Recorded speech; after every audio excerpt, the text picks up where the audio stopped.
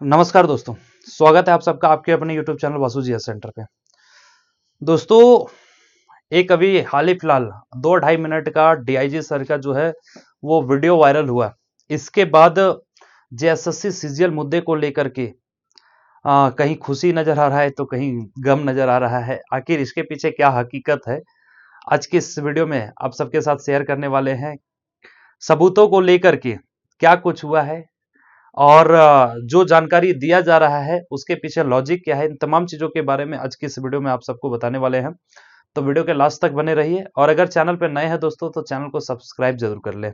देखिए, ये किसी से छिपा हुआ नहीं है कि अभी जो एक वीडियो जो आया था, है ना, उसमें ये बताया जा रहा है पुलिस विभाग के द्वारा कि जो साक्ष्य दिए गए हैं, है ना, उसमें किसी भी तरह से ये कोई प्रमाणित नहीं होता है कि पेपर लीकेज हुआ है, पेपर लीक हुआ है या पहले से क्वेश्चन आंसर जो है, क्वेश्चन जो है वो आउट था। ठीक है, चले मान लेते हैं। देखिए दोस्तों, लॉजिक समझिए सबसे पहले इन चीजों के पीछे। अभी फिलहाल आप सभी को पता होगा कि रिसेंटली जब कोर्ट में सुनवाई हुई वो 22 जनवरी को शायद हुई। तो 22 जनवरी को जब कोर्ट में सुनवाई हुई तो दोनों तरफ की का पक्ष को जो है वो रखने का मौका मिलता है, दोनों पक्ष को। हालांकि वहां पे जो सरकार का पक्ष है, सरकार के जो वकील थे, उन्होंने एक लाइन में बस समय का मांग किया। उन्होंने कहा कि अभी जो है वो इन्वेस्टिगेशन चल रहा है, इन्वेस्टिगेशन के फाइनल रूप तक नहीं पहुंचा जा सका है, इसलिए इसमें थोड़ा सा समय लगेगा। प्लस में एफएसएल रिपोर्ट भी आने में थोड़ा सा समय लगेगा, जिस कारण से उन्होंने डायरेक्ट समय का डिमांड कर दिया, समय एक्सटेंड करने को कहा। ठीक है, नेक्स्ट हियरिंग का भी डेट दे दिया गया। आप सभी ने देखा होगा कि 26 मार्च का वो डेट दिया गया है। अब देखिए, अभी के समय में आकर के सोशल मीडिया पे इस तरह से बयानबाजी करना, खास तौर पे इतने बड़े अधिकारी होकर के, प्रशासनिक अधिकारी होकर के, सबसे पहला तो इसलिए शोभा नहीं देता है क्योंकि अगर यही बात था आपका भाई, तो कोई बात नहीं, यही बात को आप कोर्ट में बोल दिए होते। देखिए किस तरह से एक डिप्लोमेटिक तरीके से सभी के साथ खेला जा रहा है। अब किसी पे आंख बंद करके भरोसा नहीं किया जा सकता है दोस्तों। एक तो सबसे पहले सरकार आनन फानन में जैसे ही देखा कि मामला कोर्ट में चला गया, उन्होंने तुरंत सीआईडी को रिकमेंड कर दिया, जांच के लिए बैठा दिया, जो कि उसकी अपने अधिकारी हैं, जो उनके स्टेट के अधिकारी है, ताकि इसमें अभी भी नीपापोती किया जा सके। ठीक है, हालांकि इन्होंने किस आधार पे इन्वेस्टिगेशन किया आई डोंट नो, और ये किस आधार पे ये स्टेटमेंट दिया। हालांकि उन्होंने कहा कि 2-3 दिन के लिए उन्होंने एक पब्लिकली प्रेस रिलीज, एक मैसेज छोड़ा था कि ईमेल के जरिए, और एक व्हाट्सएप नंबर उन्होंने ये प्रोवाइड किया था, जिसपे उन्होंने साक्ष्य मांगा था। भाई, आप स्टूडेंट से साक्ष्य मांग रहे हो, सबसे पहला तो आप यहीं पे नाकामयाब हो गए। स्टूडेंट्स आपको क्या साक्ष्य देगा? स्टूडेंट्स जो देखा है नजरों के सामने, चूंकि उस समय इंटरनेट सेवाएं बंद थी, और जो स्टूडेंट्स के सामने होता हुआ दिखा है, जो स्टूडेंट्स को हमेशा डर रहा है, अब भाई एग्जाम भी स्टूडेंट लिखे, एग्जाम की तैयारी भी स्टूडेंट्स करे, सरकार भी स्टूडेंट चुने, और अब इन पुलिस अधिकारियों को साक्ष्य भी जो है वो स्टूडेंट ला करके दे। चलिए कोई बात नहीं, जो साक्ष्य दिए गए हैं भाई उनके उसका यूज करके आप हकीकत तक पहुंचने का तो प्रयास कीजिए ना, है ना। फालतू है कि इतने बड़े संख्या में छात्र जो है वो एग्जाम स्कैम को लेकर के और सड़कों पे उतर जाएंगे। देखिए किस तरह से, मतलब मेंटली आप खेला जा रहा है। सो ठीक है, एकदम डिप्लोमेटिकली खेला जा रहा है, और वह कोई ऐसा जगह नहीं है जहां पे सबूतों को दबाने का, सबूतों को बर्बाद करने का, सबूतों को छिपाने का प्रयास किया जा रहा है। ठीक है, इससे तो यही चीज क्लियर होता है। और नहीं तो भाई पूछते हैं, बहुत ज्यादा आप खरखर थे, बहुत बेहतरीन ढंग से आपने अगर जांच कर लिया, तो जो कुछ भी अभी तक आपको आभास हुआ, जो कुछ भी आपको पता चला, आप जाकर के कोर्ट में बोले क्यों नहीं, है ना। आप भी भरोसे बैठे हुए हैं, और अगर आप ये कोर्ट में नहीं बोल सकते थे तो क्या जरूरी है आपको पब्लिकली इस तरह से आकर के बोलना? क्या एक इतने बड़े अधिकारी को ये राइट है?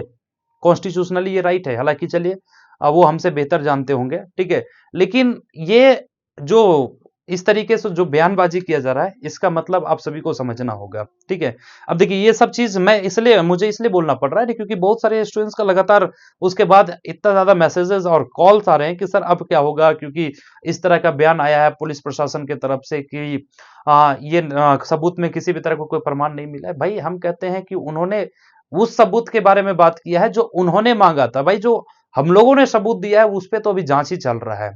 हालांकि जांच चल रहा है, तो इस बीच में इस तरह का बयानबाजी नहीं करनी चाहिए, क्योंकि अभी जांच जो है वो अंतिम पड़ाव तक नहीं पहुंचा है। इसलिए बयानबाजी करना, इस तरह से वीडियो क्लिपिंग वायरल करना या फिर इस तरह का बयान देना जो है वो सही नहीं है।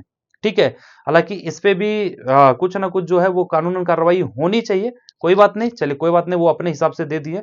लेकिन आपको अभी सबसे ज्यादा जरूरी क्या है कि इन लोगों का डिप्लोमेसी को समझना, इन लोगों का जो लॉजिक चल रहा है ना, जो तरह तरह से बयानबाजी, कभी आपने देखा होगा कि पेपर के जरिए छपवाया गया है, और कभी कभी जो है वो सोशल मीडिया में जा करके स्वघोषित जो जेन्युइन स्टूडेंट है वो तरह तरह की बयानबाजी कर रहे हैं।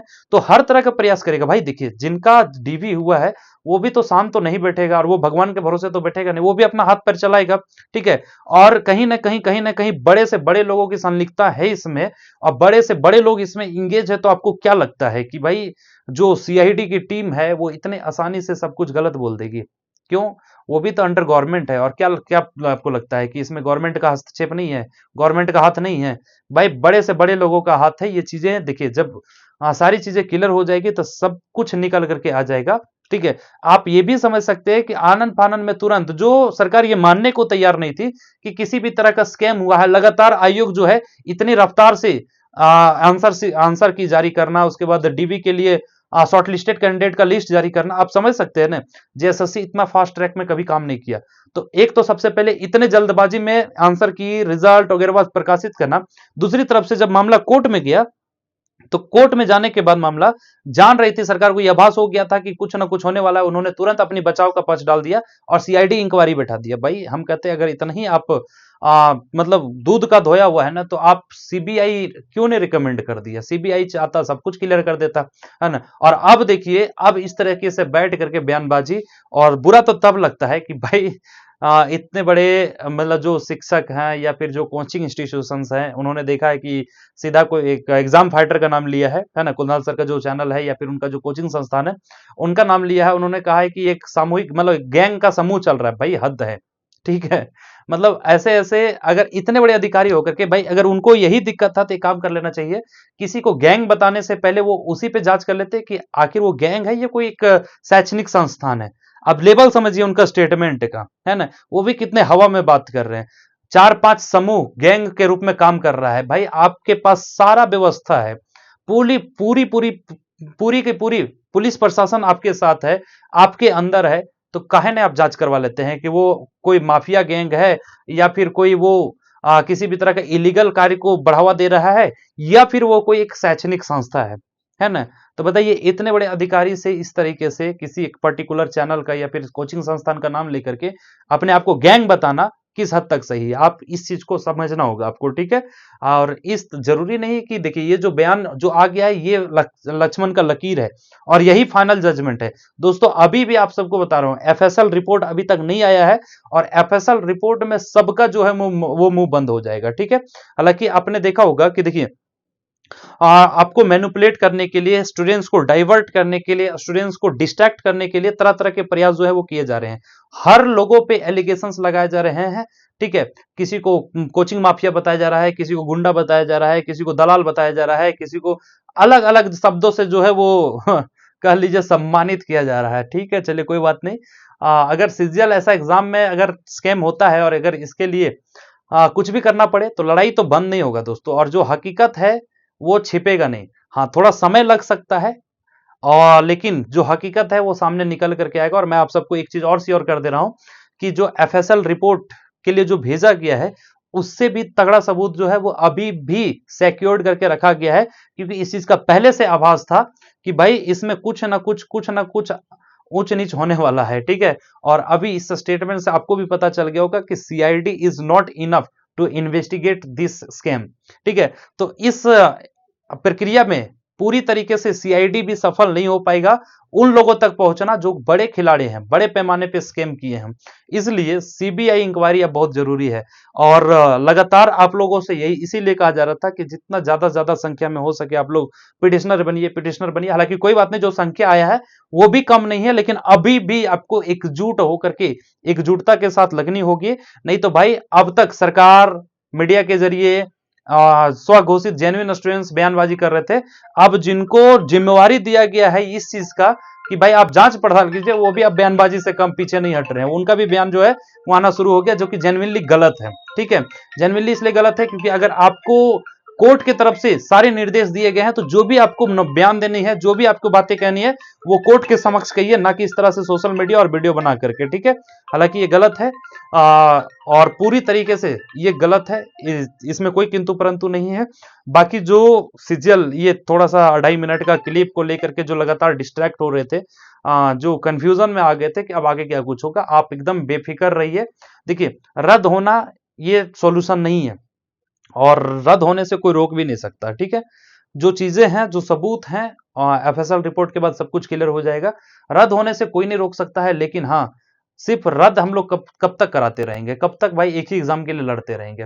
इसको भी हम लोग चाहते हैं कि जितना जल्द जल्द हो सके जो फेयरली एग्जाम कंडक्ट करा करके और फेयरली तरीके से जो डिजर्विंग कैंडिडेट हैं उनका सिलेक्शन हो जाए, किसी को कोई आपत्ति नहीं है। लेकिन अगर इस तरीके से स्कैम होगा, इस तरीके से क्वेश्चन पेपर पहले से लीक होगा, सीटों को बेचा जाएगा, हाँ ठीक है, तो भाई कैसे स्टूडेंट बर्दाश्त कर लेगा और कैसे एक टीचर बर्दाश्त कर लेगा। पहले आप उसको कोचिंग माफिया कह लीजिए या फिर गुंडागर्दी कुछ भी कह लीजिए, समझे, सोचिए इतने बड़े अधिकारी लोग जो है ऐसे ऐसे बयानबाजी करते हैं। खैर, इससे कोई फर्क नहीं पड़नी चाहिए। जो स्टूडेंट्स इस लड़ाई को लड़ रहे हैं, लड़ाई जारी रहेगा और अभी हमको लगता है कि 26 मार्च को अगली सुनवाई है, तो 26 मार्च से पहले जो है वो बहुत तरह की चीजें जो है वो आपको देखने को मिलेगा।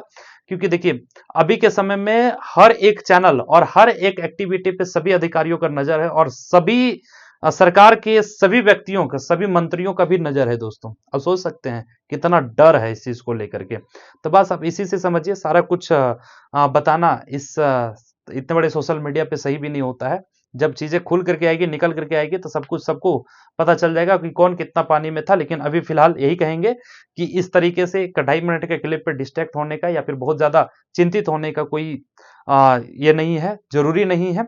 आप आराम से रिलैक्स रहिए और जो नेक्स्ट एग्जाम, अगर किसी दूसरे एग्जाम की आप तैयारी कर रहे हैं तो एकदम कंटिन्यूअसली करते रहिए। सीजीएल को रद्द होने से तो कोई नहीं रोक सकता है। ठीक है, तो उम्मीद करते हैं जो लगातार आपके अंदर में जो डाउट आ रहा था वो क्लियर हो पाया होगा। ठीक है, बाकी देखिए, सब अपना अपना काम कर रहा है। सरकार भी अपने तरफ से अपने आप को शरीफ बताने के प्रयास कर रही है। आयोग भी अपने तरफ से, उन्होंने देखा काउंटर केस किया हुआ है, मतलब एफआईआर किया हुआ, उन्होंने भी एफआईआर किया हुआ है भाई, हद है।